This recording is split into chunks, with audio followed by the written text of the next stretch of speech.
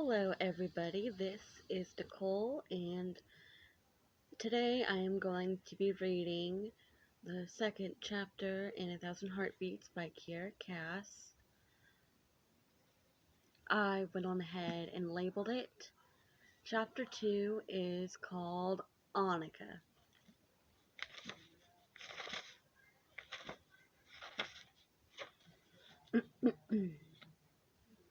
Here, my lady, Naomi said as she pinned the front of my dress to my stomacher.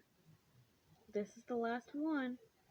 She bit her lip, looking like she was debating something, and tried to give her my most reassuring smile. Whatever it is, just say it. Since when are there secrets between you and I? She nervously touched her dark curls. It's not a secret, my lady. I'm just wondering if you're ready to see him again. To see anyone again. Naomi chewed her lip. It was one of her many endearing habits. I took her hand. Founding Day is tomorrow. The people need to see the princess as well. My presence at court encourages our countrymen, and that is my primary rule. I ducked my head. If Naomi had been my real sister, she might have argued with me. As my maid, she simply replied, Very well. With my hair brushed and dress set, Naomi slipped me into my sturdiest shoes, and I headed out. Though I had lived here my entire life, I was still in awe of Makanoa Castle, with its wide open windows, vast marble floors, and an array of galleries, but above all, Makanoa's beauty. It was home.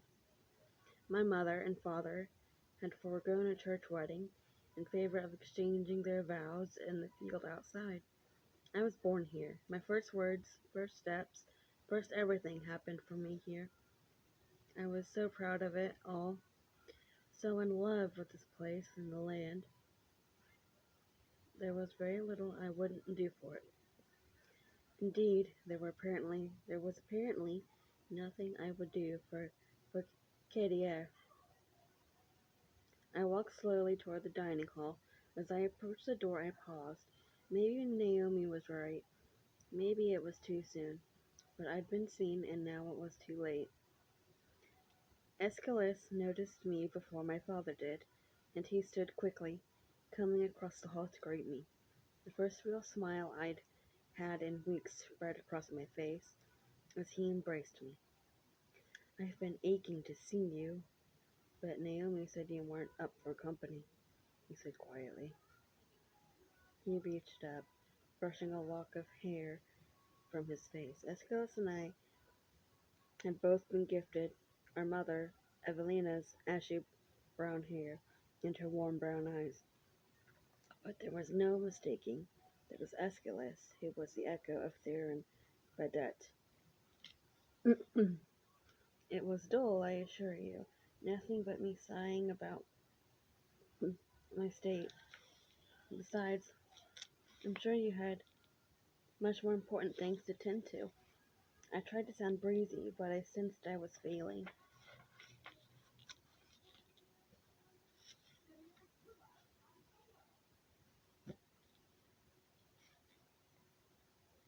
You look different, he said, placing a comforting hand on my shoulder.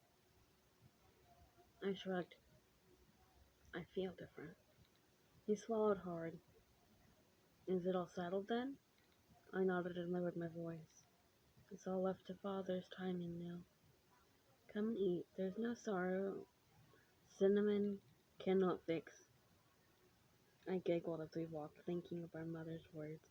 She had many cures for what ailed the soul. Sunshine, music, cinnamon. But my laugh was short-lived as I came around to the other side of the table, curtsying to my father. Who was he going to be today? Your Majesty, I greeted him. Annika. Glad to see you're well again, he said, pointedly. In 7 words, I knew the darkness that sometimes descended on his mind was low and thick today. Downhearted, I took my plate on his left and took my place on his left, excuse me, and gazed out upon the courtiers quietly eating their breakfasts. It was musical in a way, the forks and knives tinging against the china plates, making chimes among the low thrumming voices. The light fell in sheets through the arched windows, and it looked like the morning was promising us a beautiful day. Now that you're up and about, we need to discuss some business, my father began. Founding day is tomorrow, so Nicholas will be arriving tonight. I thought it would give you an excellent opportunity to propose. Tonight? I made my peace with the decision as best I could, but I thought I'd have more time. How did you even know I'd returned to the court today? I didn't, but it needed to happen either way. He rarely comes to court without cause, and sooner is better than later. You can ask him after dinner. Well, he'd tied all that up neatly. And I have to ask? Father shrugged. Protocol. You outrank him. His his narrow eyes were on me. He was still angry at me for standing up to him. And you have a stouter disposition than we ever knew, so I don't see you fainting at the idea of taking the lead. I wanted to scream at him, to plead for my sweet father to come back to me. There was a man behind those eyes who understood me, who saw my mother in my face, and I missed him so much that I was doing everything I could to not despise this man. But I was still my mother's daughter. For her sake, I kept my smile on my face, determined to preserve what was left of our family. No, my lord, it won't be a problem. Good.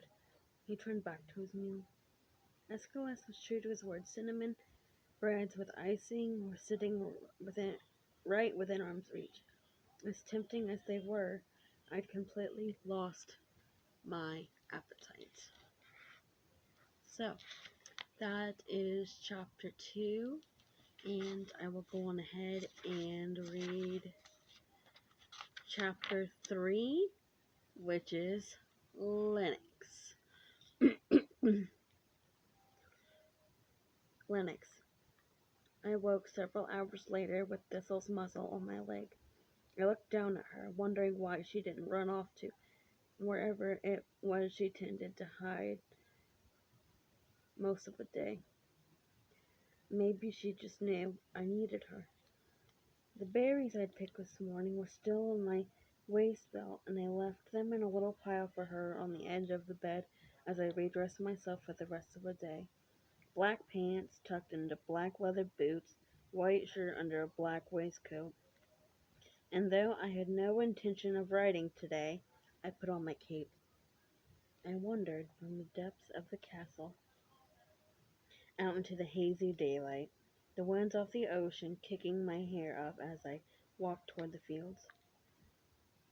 I could see down the rocky path to the ocean, where people were fishing in tandem, with wide nets using the handful of tiny boats we had. Others were spread out in the fields, harvesting grain. Some fruits and nuts grew naturally in the surrounding forests, and up on the mountain, in the land was farmable here. If we put in the work, it was a shame that it was so much work. In the distance, I heard the clanging of swords, and I walked toward the arena, intending to offer a hand in training. Once I got there, though, I could see the group was already in Inigo's capable ones, meaning I was all but useless. Hitching up a foot on the lowest plank around the arena, I settled in to survey for talent. That's the one, I heard someone whisper. Killed 3 people this morning who tried to run. They say he's the eyes and ears of Kwan.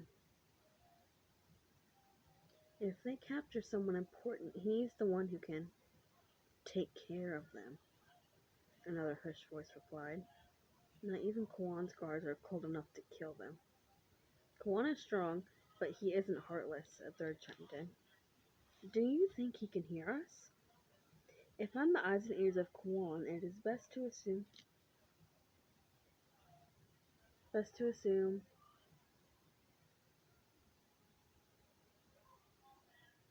I can always hear, I said without glancing their way. Then I made the mistake of looking around the arena. Every time I made eye contact with someone, they were quick to turn away. I knew what recognition felt like. I wondered, idly, what it would be like to actually be known.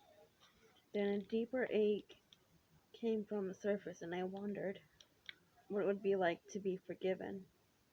I kept my expression blank as I watched the fight, but my thoughts were swirling, tumbling over each other. Anyone impressive? I straightened as Kwan settled beside me. I risked looking over at him, hoping he didn't catch the disdain in my eyes. He didn't waste his energy on dressing to impress. He was clad in layers of old leather.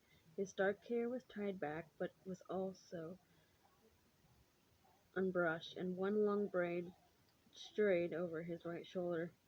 It was my eyes that linked me to Mother, but the hair often trickled new recruits into thinking it was also his. Hard to say, he let out a grunt. We got 2 boys in this week from Sabril.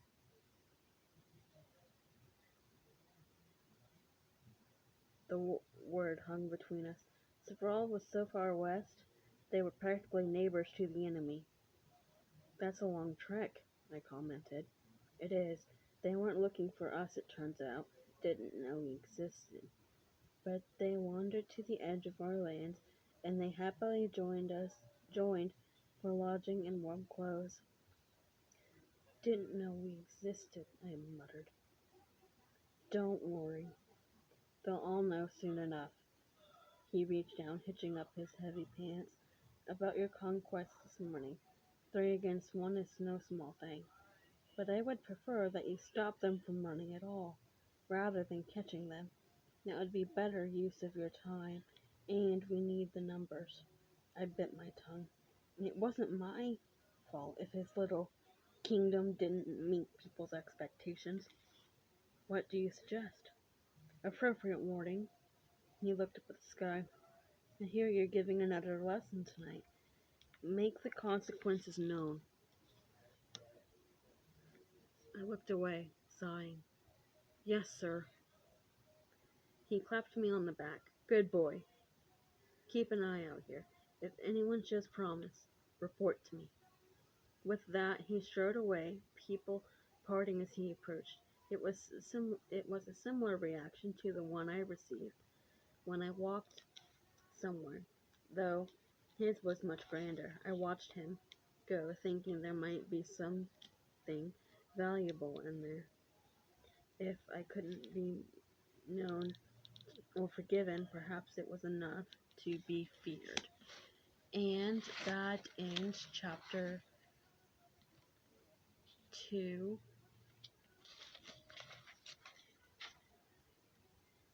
chapter 2 and 3 of A Thousand Heartbeats by Kiera. I am sorry for the hiccups. I thank you for your feedback that you will be giving me, and I hope you all have a great day.